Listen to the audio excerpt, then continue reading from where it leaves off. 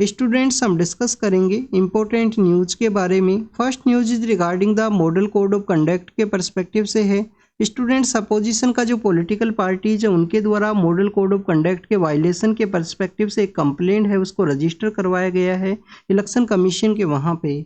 आप देखिए कंप्लेंट को रेफरेंस मानते हुए इलेक्शन कमीशन के द्वारा जो नोटिस है वो सेंड किया गया है उस पॉलिटिकल पार्टी के प्रेसिडेंट को जिनके अगेंस्ट में कंप्लेंट है उसको फाइल किया गया।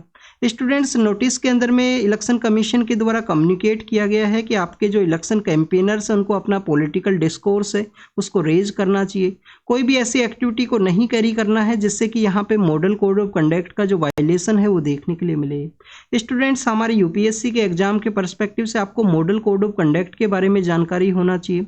आप देखिए कि इनिशियल फेज के अंदर जो मॉडल कोड ऑफ कंडक्ट है उसको पॉलिटिकल पार्टीज के द्वारा एक कन्वेंशन के थ्रू अडॉप्ट किया गया था। इलेक्शन कमीशन के अंडर में आपको ये जो मॉडल कोड ऑफ कंडक्ट है इनिशियल फेज के अंदर नहीं देखने के लिए मिलेगा।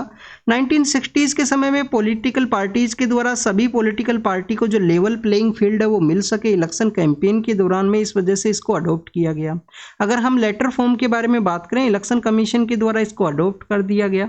और आप देखिए कि प्रेजेंट समय में जब भी इलेक्शन का जो शेड्यूल है उसको अनाउंस किया जाता है उसी समय से आपको मॉडल कोड ऑफ कंडक्ट है उसका इम्प्लीमेंटेशन देखने के लिए मिलता है। सभी पॉलिटिकल पार्टीज को लेवल प्लेइंग फील्ड करने के रिगार्डिंग में ये आपको जो प्रोविजन है वो आपको देखने के लिए मिलेगा। स्टूडेंट्स यहाँ पे जो इलेक्शन कैंपेनर्स हैं उनके पर्सपेक्टिव से भी डिस्कस किया गया है। तो आप देखिए कि कुछ ही दिन पहले हमने इसके बारे में रीड किया था कि ऐसा पॉलिटिकल पार्टी जो रजिस्टर हो इलेक्शन कमीशन के वहाँ पे और उनका जो पोलिंग का जो परफॉर्मेंस है उसके बेसिस पे उसको रिकॉग्नाइज भी किया गया हो इलेक्शन कमीशन के द्वारा, तो उस पॉलिटिकल पार्टी को 40 स्टार कैंपेनर्स या इलेक्शन कैंपेनर्स वो मिला करते हैं। स्टूडेंट्स अगर इलेक्शन कैंपेनर्स के द्वारा मॉडल कोड ऑफ कंडक्ट का वायलेशन किया जाता है तो आप देखिए कि इलेक्शन कमीशन के द्वारा जो वार्निंग है वो इश्यू किया जाएगा। काफ़ी बार लिस्ट से जो 40 कैंपेनर्स हैं उनको रिमूव भी कर दिया जाता है अगर उनके द्वारा कोई भी यहाँ पे मॉडल कोड ऑफ कंडक्ट के अगेंस्ट में कुछ एक्टिविटी है वो देखने के लिए मिलता है। 2020 के समय में दिल्ली जो लेजिस्लेटिव असेंबली का जो इलेक्शन है वो देखने के लिए मिला था, उसी दौरान में आप देखिए कि यहाँ पे 2 स्टार कैंपेनर्स उनको लिस्ट से रिमूव किया गया था इलेक्शन कमीशन के द्वारा। नेक्स्ट अगर हम बात करें स्टूडेंट्स कुछ ऐसी भी पॉलिटिकल पार्टी आपको देखने के लिए मिलेगा जिनका इलेक्शन कमीशन के वहाँ पे रजिस्ट्रेशन तो हुआ करता है बट पोलिंग परफॉर्मेंस है उसके बेसिस पे उनको रिकॉग्नाइज नहीं किया गया है। तो आप देखिए उन पॉलिटिकल पार्टीज को जो 20 स्टार कैंपेनर्स हैं वो मिला करते हैं, उनके पास में 20 स्टार कैंपेनर्स हुआ करेंगे इलेक्शन कैंपेन के रिगार्डिंग में। स्टूडेंट्स ये जो स्टार कैंपेनर्स हैं उनके द्वारा जो एक्सपेंस किया जाता है, जो रैली की जाती है, जो मीटिंग किया जाता है, क्या ये इंडिविजुअल जो कैंडिडेट है उसके जो इलेक्शन एक्सपेंसेस है उसके अंदर में ऐड किया जाएगा। तो स्टूडेंट्स अगर स्टार कैंपेनर के द्वारा पॉलिटिकल पार्टी का कैंपेनिंग किया गया है तो इंडिविजुअल जो पर्सन है, इंडिविजुअल जो कैंडिडेट है उसके एक्सपेंस के अंदर में उनका जो खर्चा है वो ऐड नहीं होता है। बट आप देखिए कि अगर कैंडिडेट के लिए काफ़ी ज़्यादा जो रैली किया गया उन्हीं का कैंपेन किया गया है इलेक्शन कैंपेन के दौरान में, तो उस दौरान में उनका जो कुछ एक्सपेंडिचर है उसका 50% आपको इंडिविजुअल जो कैंडिडेट है उसके इलेक्शन एक्सपेंसेस के अंदर में ऐड आपको देखने के लिए मिलेगा। स्टूडेंट्स अगर हम बात करें इलेक्शन एक्सपेंसेस के बारे में तो आप देखिए कि जो भी कैंडिडेट विनर होता है या इलेक्शन जिनके द्वारा कंटेस्ट किया जाता है उनको अपना जो कंप्लीट इन्फॉर्मेशन है, कंप्लीट जो रिकॉर्ड्स हैं वो बताने होते हैं किसी इस अकाउंट्स के थ्रू में इतना जो मनी है उसके अंदर में एक्टिविटी के अंदर खर्च किया गया। हर एक इलेक्शन के अंदर में आपको कुछ लिमिटेशन है, इलेक्शन एक्सपेंसेस का जो लिमिटेशन है वो इलेक्शन कमीशन के थ्रू आपको देखने के लिए मिलता है। नेक्स्ट अगर हम बात करें सेंसस के बारे में है, आप देखिए कि स्टूडेंट सेंसस के बारे में यहाँ पे डिस्कस किया गया है। कंप्लीट स्टेटमेंट एक पॉलिटिकल स्टेटमेंट है, एग्जाम के पर्पज से नहीं इंपॉर्टेंट है। लास्ट टाइम इंडिया के अंदर सेंसस कब कंडक्ट हुआ था? 2011 के समय में। 2020 के समय स्टूडेंट जो सेंसस है वो कंडक्ट होता, बट आप देखिए कि कोविड-19 का एक्टिविटी की वजह से उसको कंडक्ट नहीं करवाया गया, बाद में उसको डिले कर दिया गया है। रिसेंटली कुछ दिनों पहले आप देखिए कि मिनिस्ट्री ऑफ होम अफेयर्स के द्वारा जो स्टेटमेंट है वो दिया गया था कि सेंसस कंडक्ट होने के बाद में ही जो डिलिमिटेशन कमीशन है वो एग्जिस्टेंस के अंदर में आएगा, उसके द्वारा जो सीट्स का जो रीएडजस्टमेंट है उसको कैरी किया जाएगा। स्टूडेंट्स अगर हम सेंसस के बारे में जब भी रीड करते हैं तो आपको यहाँ पे कुछ हिस्ट्री भी पता होना चाहिए सेंसस के बारे में। आप देखिए कि 1871 के समय इंडिया के अंदर फर्स्ट सेंसस आपको देखने के लिए मिलता है, बट वो नॉन सिंक्रोनाइज सेंसस हुआ करता था। उस समय में इंडिया के अंदर जो वॉइस रॉय है वो कौन हुआ करते थे, आपका होमवर्क आप कमेंट सेक्शन के अंदर बताना। और फर्स्ट अगर हम सिंक्रोनाइज सेंसस के बारे में बात करें तो 1881 के समय आपको फर्स्ट सिंक्रोनाइज सेंसस है इंडिया के अंदर देखने के लिए मिलता है, जिस समय में आप देखिए कि WC प्लोडेन नाम के जो पर्सन है हमारे फर्स्ट सेंसस कमिश्नर के रूप से आपको देखने के लिए मिलते हैं। WC प्लाउडेन नाम के जो पर्सन है फर्स्ट सेंसस कमिश्नर हुआ करते थे। इंडिपेंडेंस के बाद में आप देखिए कि जो रजिस्ट्रार जनरल ऑफ इंडिया है under the ministry of home affairs, उनके अंडर में जो सेंसस है उसको कंडक्ट किया जाता है प्रेजेंट समय में। नेक्स्ट अगर हम बात करें साइमल्टेनियस इलेक्शन के बारे में यहाँ पे डिस्कस किया गया है। आप देखिए कि एक बार सेंसस के बारे में देखते हैं। 1871 के वॉइसरॉय के बारे में आपको बताना है। 1881 का जो वॉइसरॉय है उसके बारे में भी आपको जानकारी होना चाहिए। जब 1881 के अंदर फर्स्ट सेंसस कमिश्नर को फर्स्ट जो सिंक्रोनाइज सेंसस को कंडक्ट किया गया था, उस समय के जो वॉइसरॉय है उनको father of local self governance के फादर के रूप से भी रिकॉग्नाइज किया जाता है। आप देखिए कि उसी दौरान में आपको इल्बर्ट बिल जो कंट्रोवर्सी है वो भी देखने के लिए मिलता है। सिविल सर्विस का जो एज को यहाँ पे रिड्यूस किया गया था उसका इंक्रीज आपको देखने के लिए मिलेगा। तो काफ़ी कुछ डेवलपमेंट आपको देखने के लिए मिलता है। उसी दौरान में 1882 के समय फैक्ट्री एक्ट भी आपको देखने के लिए मिलेगा। तो दोनों ही समय के जो वाइसरॉय हैं उनके बारे में आपको बताना है। 1871 का जो वाइसरॉय है, 1881 के समय के जो वाइसरॉय हैं उनके बारे में। नेक्स्ट यहाँ पे साइमल्टेनियस इलेक्शन के बारे में है। आप देखिए कि हमारे जो मिनिस्टर ऑफ डिफेंस है उनके द्वारा एक स्टेटमेंट दिया गया है साइमल्टेनियस इलेक्शन के बारे में। साइमल्टेनियस इलेक्शन के बारे में अगर हम बात करें इंडिपेंडेंस के बाद से, और आप देखिए कि 1968-69 तक के जो आपको काफ़ी सारे इलेक्शंस है वो आपको साइमल्टेनियस वे में देखने के लिए मिलेंगे। बाद में काफ़ी सारे स्टेट्स का जो असेंबली है वो डिजोल्व हो गया। उसके बाद में आप देखिए कि जो साइकिल है उसके अंदर चेंज आपको देखने के लिए मिलता है। अभी हमारे जो फॉर्मर प्रेसिडेंट है रामनाथ कोविंद सर, उनके लीडरशिप के अंदर एक पैनल भी कॉन्स्टिट्यूट किया गया था साइमल्टेनियस इलेक्शन के रिगार्डिंग में, और उसी के पर्सपेक्टिव से यहाँ पे डिस्कस किया गया है कि साइमल्टेनियस इलेक्शन को कंडक्ट करवाया जाएगा अगर यहाँ पे जिस पॉलिटिकल पार्टी के लीडर हैं उनके द्वारा कहा गया उनका गवर्नमेंट फॉर्म होता है। तो अगर हम बात करें स्टूडेंट्स इसके रिगार्डिंग में कुछ आर्टिकल्स हैं, जैसे आर्टिकल आप देखिए कि आर्टिकल जो पार्लियामेंट के पर्सपेक्टिव से जो आर्टिकल हैं, पार्लियामेंट का जो साइकिल है उसके रिगार्डिंग में, स्टेट लेजिस्लेटिव असेंबली के रिगार्डिंग में जो आर्टिकल 172 है उसके अंदर अमेंडमेंट है उसको भी कैरी किया जाएगा साइमल्टेनियस इलेक्शन के रिगार्डिंग में। नेक्स्ट अगर हम बात करें स्टूडेंट्स, आपको एक और पता होना चाहिए कि जो प्रेजेंट समय में हमारा इलेक्शन साइकिल्स है उसके अंदर में आप देखिए कि टोटल 5 ईयर का गवर्नमेंट हुआ करता है, बट अराउंड द 2 ईयर का जो समय है वो कम्प्लीटली यहाँ पे जो मॉडल कोड ऑफ कंडक्ट है उस दौरान में कोई भी वर्क नहीं किया जा सकता है। अगर स्टेट के अंदर भी इलेक्शन होते हैं तो आप देखिए कि सेंटर के द्वारा कम्प्लीटली जो स्कीम्स है उनको नहीं अनाउंस किया जा सकता है। इस वजह से आपको यहाँ पे पॉलिसी पैरालिसिस का जो समय है वो देखने के लिए मिलता है, अराउंड 2.5 ईयर का जो समय है। नेक्स्ट अगर हम बात करें फेज सेकंड के बारे में है लोकसभा के पर्सपेक्टिव से, फेज सेकंड का वोटिंग आज के दिन देखने के लिए मिलेगा। आप देखिए कि वोटिंग से पहले का जो समय है उसको हम साइलेंस पीरियड के रूप से जानते हैं। साइलेंस पीरियड के अंदर में आप देखिए कि एक दिन जो पहले का जो समय है उस दौरान में कोई भी जो इलेक्ट्रॉनिक कैंपेन है, कोई भी रैली है वो नहीं निकाली जा सकती है। पॉलिटिकल जो कैंडिडेट्स हैं जो उनके द्वारा डोर टू डोर कैंपेनिंग को कैरी किया जाता है। आज इसका पोलिंग देखने के लिए मिलेगा। अगर आपका पोलिंग का डे है, आज के दिन में आप वोटिंग है उसको ज़रूर से कास्ट कीजिए स्टूडेंट्स, आपके पास में ये राइट है। राइट टू वोट बेसिकली क्या कॉन्स्टिट्यूशनल राइट है या फंडामेंटल राइट है या लीगल राइट है, ऐसा एक क्वेश्चन है जो 2017 का जो प्रीलिम्स का पेपर है उसके अंदर में पूछ लिया गया था। तो आपको इन सभी के बारे में भी जानकारी होना चाहिए। आप देखिए कि जिस बूथ के ऊपर आप वोटिंग करने के लिए जाओगे उस बूथ के जो हाईएस्ट ऑफिसर है उसको हम किस नाम से जानते हैं, उसको हम प्रिसाइडिंग ऑफिसर के रूप से जानेंगे। ये बेसिकली एक न्यूटन मूवी है, उसके अंदर में काफ़ी कुछ शो किया गया है कि हमारे यहाँ पे इलेक्शन का जो एक्सरसाइज है किस तरीके से कैरी किया जाता है इलेक्शन कमीशन के द्वारा। आप देखिए कि गुजरात के अंदर जो गिर फॉरेस्ट का एरिया है वहाँ पे एक कैंडिडेट के रिगार्डिंग में भी जो आपको पोलिंग बूथ है वो देखने के लिए मिलता है। हिमाचल प्रदेश के अंदर काफ़ी सारे हाइट के ऊपर में काफ़ी हाई जो एरिया है वहाँ पे जो पोलिंग बूथ है उसको लगाया जाता है इलेक्शन कमीशन के द्वारा। इरोड डिस्ट्रिक्ट ऑफ तमिलनाडु के बारे में हमने कुछ दिन पहले रीड किया था कि वहाँ पे जो जिस हिली एरिया के अंदर में जो पोलिंग बूथ को सेटअप किया जाता है वो मेन लैंड से काफ़ी ज़्यादा आइसोलेटेड प्लेस के अंदर में है प्रेजेंट समय के अंदर में। तो आप देखिए कि ये हमारा इलेक्शन का एक डाइवर्सिटी भी है, कम्प्लीटली हमारा टू मच डाइवर्स एरिया के अंदर में जिस तरीके से यहाँ पे डाइवर्स काइंड ऑफ इलेक्शन की जो पोलिंग बूथ है वो आपको देखने के लिए मिलेंगे। नेक्स्ट नक्सल अफेक्टेड एरिया के अंदर भी पोलिंग बूथ है उसको लगाया जाता है स्टूडेंट्स। नेक्स्ट अगर हम बात करें हीट के बारे में है, समर के अंदर टेम्परेचर इंक्रीज हुआ है तो एक एलिफेंट को यहाँ पे बताया गया है। आप देखिए कि वीर माता जो जीजाबाई भोंसले का जो बोटनिकल उद्यान है उसके अंदर में ये एलिफेंट है उसको शो किया गया है। आप देखिए कि एशियन एलिफेंट का जो IUCN स्टेटस है वो क्या है, ये आप कमेंट सेक्शन के अंदर बताना। अगर आपको नहीं पता है तो रीड कर लेना, कमेंट सेक्शन के अंदर ना बताना चाहो तो इसको रीड जरूर से करना कि एशियाटिक जो एलिफेंट है उसका IUCN स्टेटस क्या है।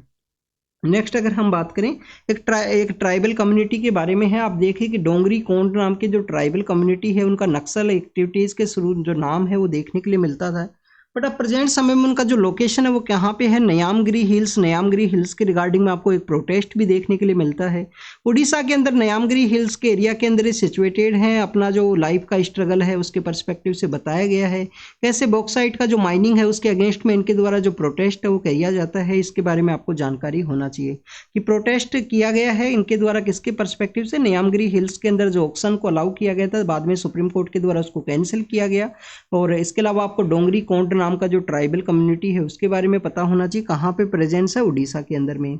नेक्स्ट अगर हम बात करें स्टूडेंट्स अशोक लवासा सर के बारे में है, उनके द्वारा बेसिकली जो सूरत के अंदर में अनअपोज वे में जो इलेक्शन का जो एक पर्सन है जिनको कि यहाँ पे विनर के रूप से इलेक्ट किया गया है, तो उसके बारे में इलेक्ट नहीं किया गया है, उनको विनर के रूप से डिक्लेयर किया गया है, तो उसके बारे में यहाँ पे डिस्कस किया गया है कि बेसिकली ये जो ट्रेंड है, ट्रेंड की रिगार्डिंग में इनके द्वारा कुछ कंसर्न्स रेज किए गए हैं कि हाँ अगर कोई भी कैंडिडेट नहीं रहेगा, ओनली वन कैंडिडेट अगर यहाँ पे जो इलेक्शन के दौरान में आपको देखने के लिए मिलेगा, तो आप देखिए ऑटोमेटिकली वो वहाँ पे विनर के रूप से इमर्ज होता है।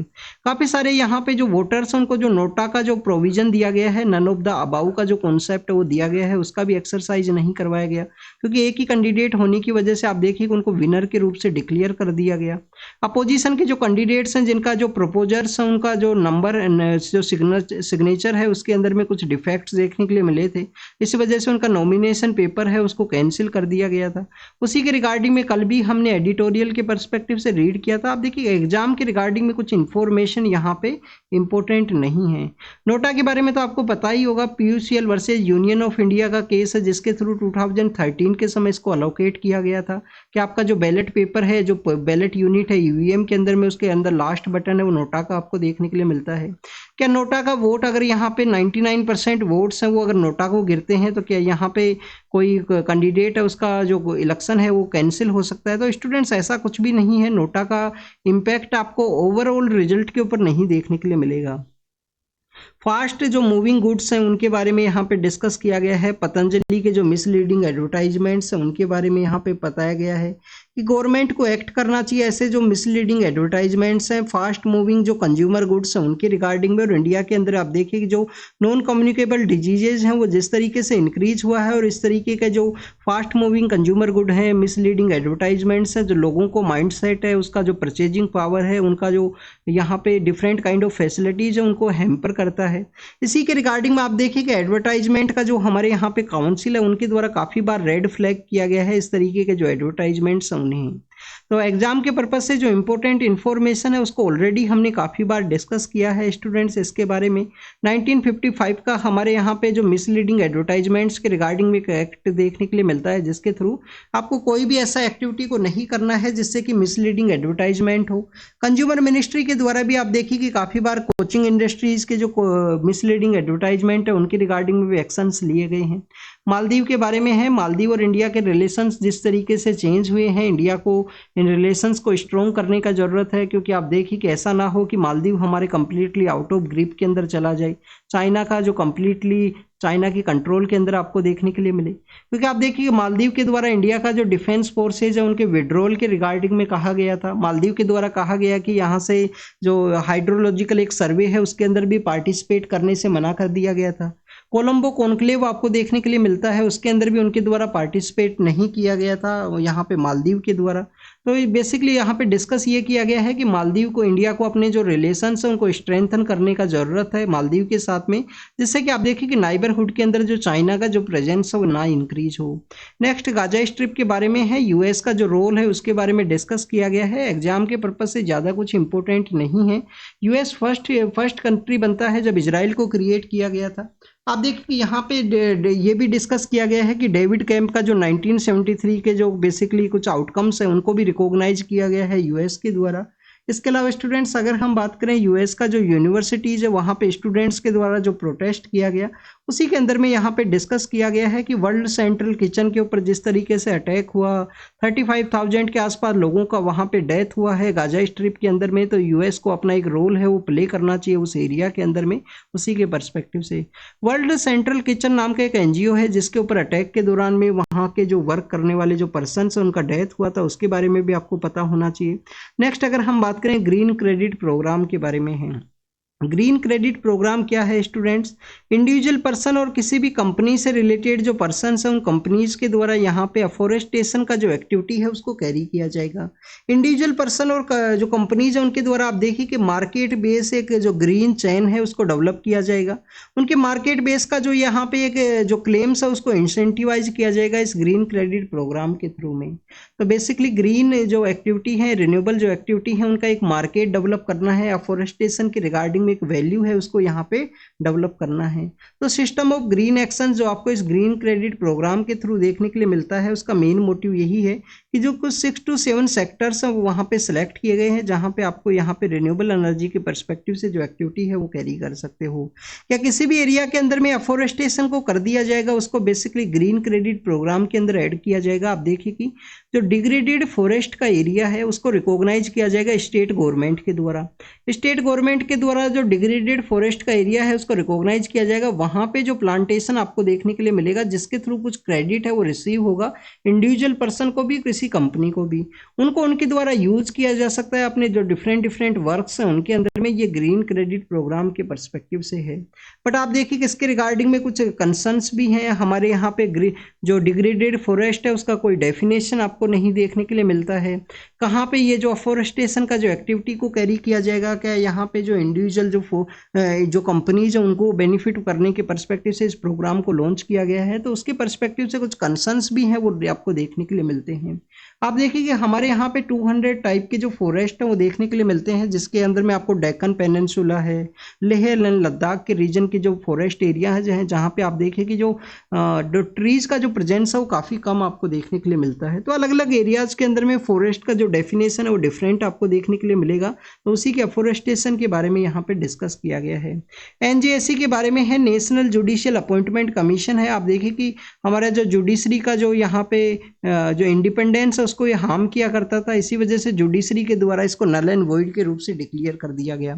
अभी एक पेटिशन को फाइल किया गया है कि एनजीएससी को दोबारा से इंप्लीमेंट किया जाए, सुप्रीम कोर्ट के द्वारा उसको डिक्लाइन कर दिया गया है। रजिस्ट्री ऑफ सुप्रीम कोर्ट के द्वारा ही उसको डिक्लाइन कर दिया गया। अपोजिशन की पॉलिटिकल पार्टीज के द्वारा कहा गया है कि यहाँ पे मिसयूज किया गया है एजेंसीज का, जिसके थ्रू बेसिकली पॉलिटिशियंस को अरेस्ट किया गया है, क्रिमिनल का या उनके द्वारा करप्शन के जो टाइटल्स हैं जो टैगिंग है उनके ऊपर लगा दिए गए हैं, ऐसा कुछ यहाँ पे डिस्कस किया गया। और डेट इफेक्ट द जो फ्री एंड फेयर इलेक्शन का जो कॉन्सेप्ट है उसको इफेक्ट करता है, उसके बारे में यहाँ पे मेंशन किया गया है। G7 का मीटिंग कहाँ पे होगा? इटली के अंदर होगा स्टूडेंट। तो इटालियन जो पीएम है उनके द्वारा इंडियन पीएम को इनवाइट किया गया है। तो आप देखिए कि G7 के बारे में आपको पता होना चाहिए 1973 के समय ये जो ग्रुप है उसका इस्टेब्लिशमेंट आपको देखने के लिए मिलता है। अगर हम बात करें स्टूडेंट्स फर्स्ट मीटिंग के बारे में, तो आप देखिए कि इनका जो फर्स्ट मीटिंग है, फर्स्ट मीटिंग 1975 के समय आपको देखने के लिए मिलेगा। IMF के द्वारा कहा गया है कि हाईएस्ट जो डेवलप्ड इकोनॉमीज है उनका ये पार्ट है जो G7 का जो ग्रुप है। कौन कौन से कंट्रीज हैं स्टूडेंट्स यहाँ पे आपको देखने के लिए मिलता है? कनाडा में देखने के लिए मिलेगा। कनाडा के अलावा आप देखिए कि फ्रांस यहाँ पे आपको देखने के लिए मिलेगा, जर्मनी यहाँ पे आपको देखने के लिए मिलेगा। जर्मनी के अलावा अगर हम बात करें इटली और आपको जो जापान है वो भी यहाँ पे देखने के लिए मिलेगा। इटली के द्वारा इसको ऑर्गेनाइज किया गया है, इंडिया को इन्वाइट किया गया है एज ए गेस्ट के रूप से। आप देखिए कि इटली के अलावा कौन देखने के लिए मिलेगा? जापान आपको देखने के लिए मिलेगा। तो आपके लिए एक होमवर्क भी है, कौन से जो वीटो पावर्स हैं जो G7 का पार्ट नहीं है। आप देखिए कि तो रसिया पहले पार्ट हुआ करता था, बाद में उसको सस्पेंड कर दिया गया जब से उसके द्वारा क्रीमिया को अनेक्स किया गया है। चाइना भी आपको इसका पार्ट नहीं देखने के लिए मिलता है। तो एक तो आपको ये इन्फॉर्मेशन यहाँ पे होना चाहिए। नेक्स्ट आप देखिए कि यहाँ पे यूके और यूएस भी इसका पार्ट है, यूके और यूनाइटेड स्टेट ऑफ अमेरिका भी इसका पार्ट है। तो टोटल 7 इकोनॉमीज हैं। कुछ इन्वाइट किए जाते हैं कुछ कंट्रीज को। 75 के अंदर फर्स्ट मीटिंग हुआ, इस्टेब्लिशमेंट 1973 के समय है। ओनियंस का जो सप्लाई है, एक्सपोर्ट है, उसको अलाउ किया गया है director general of foreign trade के द्वारा। आप देखिए कि यहाँ पे अलाउ किया गया है ओनियंस का जो सप्लाई है। इसके अंदर में बेसिकली कुछ वाइट ऑनियंस है उनको जो सप्लाई के पर्सपेक्टिव से यहाँ पे डिस्कस किया गया है। आप देखिए कि वाइट ऑनियंस कहाँ पे उगाया जाता है, मैक्सिमम आपको गुजरात के अंदर देखने के लिए मिलता है। रेड ऑनियंस का मार्केट आपको मैक्सिमम कहाँ पे देखने के लिए मिलेगा, महाराष्ट्र के अंदर देखने के लिए मिलेगा। तो उन्हीं के जो महाराष्ट्र के जो फार्मर्स हैं उनके द्वारा कंसर्न्स भी रेज किया गया है कि वाइट ऑनियन का जो एक्सपोर्ट है उसको अलाउ किया गया है। गुजरात के अंदर जो अमरेली का जो एरिया है, भावनगर का जो एरिया है, वहाँ पे आपको जो वाइट ऑनियंस है उनको देखने के लिए मिलता है। वाइट ऑनियन के बारे में अगर हम डिस्कस करें स्टूडेंट, तो आप देखिए कि वाइट ऑनियन जो है, सॉरी अगर हम बात करें ऑनियन के बारे में, वाइट ऑनियन के बारे में नहीं, ओनियन आपको हर एक सीजन के अंदर देखने के लिए मिलता है। इसको बेसिकली आप देखिए कि खरीफ के सीजन के अंदर भी उगाया जाता है, लेट खरीफ का जो सीजन है उसके अंदर भी उगाया जाता है, रबी के समय भी आपको ये देखने के लिए मिलता है। और काफ़ी बार देखिए कि ह्यूमन अपने बेसिक कंजप्शन के रिगार्डिंग में रूरल एरिया के अंदर हर एक हाउस होल्ड के द्वारा समर के समय में या जो लेट विंटर के समय भी इसको उगाया जाता है अपने बेसिक कंजप्शन के पर्सपेक्टिव से। नेक्स्ट अगर हम बात करें डिसेबल पर्सनस का एक नया लर्निंग जो टेस्ट है उसके बारे में यहाँ पे डिस्कस किया गया है। आप देखिए कि यहाँ पे बताया गया national institution for empowerment of person with intellectual disability के जो पर्सन है उनका हेडक्वार्टर कहाँ पे है, सिकंदराबाद हैदराबाद के अंदर में उनका जो हेडक्वार्टर है वो सिचुएटेड है।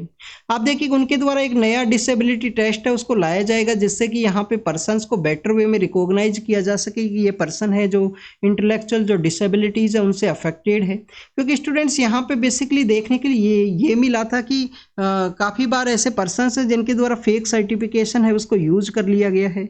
क्योंकि आप देखिए कि गवर्नमेंट के द्वारा कुछ रिजर्वेशन है वो भी प्रोवाइड किया जाता है यहाँ पे जो पर्सन विद डिसेबिलिटीज है उनको।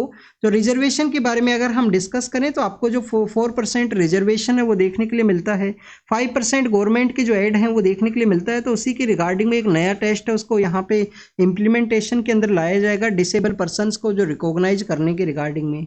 CGI सर अनहैप्पी हैं, हमारे काफ़ी सारे हाई कोर्ट के जो जजेज हैं उनके द्वारा जो ऑनलाइन अपना जो लिंक्स हैं, ऑनलाइन जो वर्किंग है उसके रिगार्डिंग में ऑनलाइन को अडॉप्ट नहीं कर पाए हैं। आप देखिए कि हमारे यहाँ पे जो जुडिशरी है उन्होंने जुडिशरी के द्वारा ऑनलाइन सिस्टम है उसको अडॉप्ट किया गया था, स्पेशली कोविड-19 के समय में। कोविड-19 के समय जुडिशरी के द्वारा ऑनलाइन जो वर्किंग है उसको कैरी आउट किया गया है। स्टूडेंट्स आप देखिए कि टेक्नोलॉजी की वजह से ही ये पॉसिबल हो सका।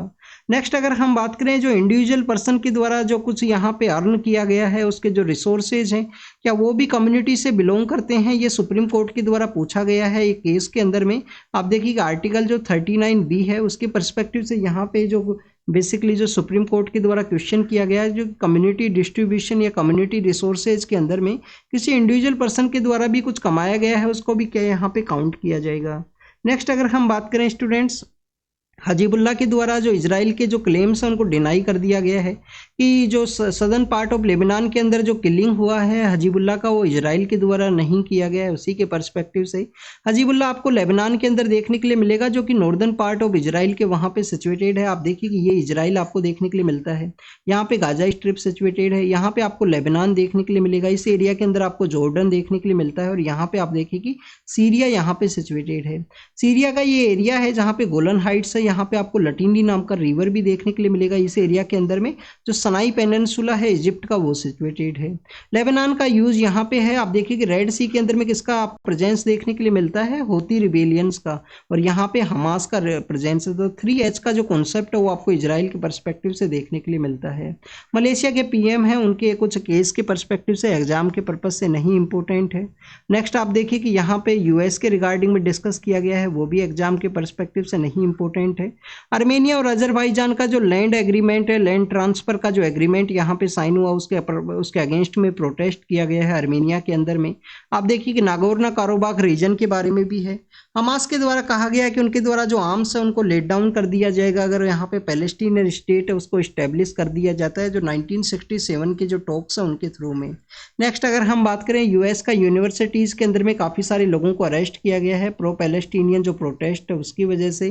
फ्रांस के अंदर भी प्रो पैलेस्टीनियन जो प्रोटेस्ट है वो देखने के लिए मिला है यूनिवर्सिटीज़ के अंदर में। तो this is all the information related to the today's newspaper. आप इसको रीड कीजिए, रिवाइज कीजिए, जो भी इंफॉर्मेशन आपको मिला हो उसको नोट डाउन कीजिए। Thank you students, thank you very much.